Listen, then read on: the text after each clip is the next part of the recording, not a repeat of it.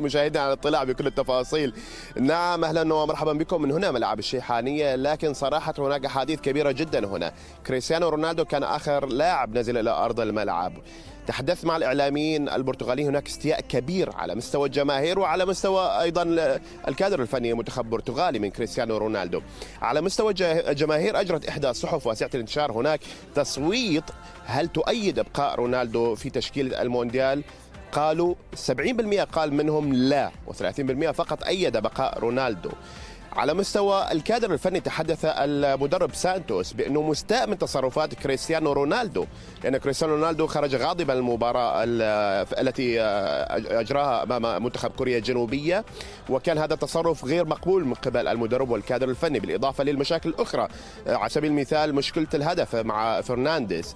أيضا على مستوى آخر هناك تركيز كبير جدا بأنه فرنانديز سيكون القائد القادم للمنتخب البرتغالي، لذلك يتم التعويل عليه الآن.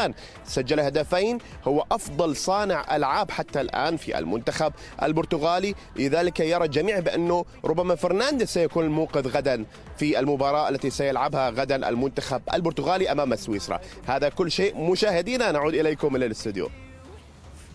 شكرا جزيلا لك. وإذا هاي لمحة سريعة عن تدريبات المنتخب البرتغالي اللي بكل تأكيد بكرة أمامه مواجهة حاسمة أمام سويسرا في تمام الساعة 10 باستاد لوسيل.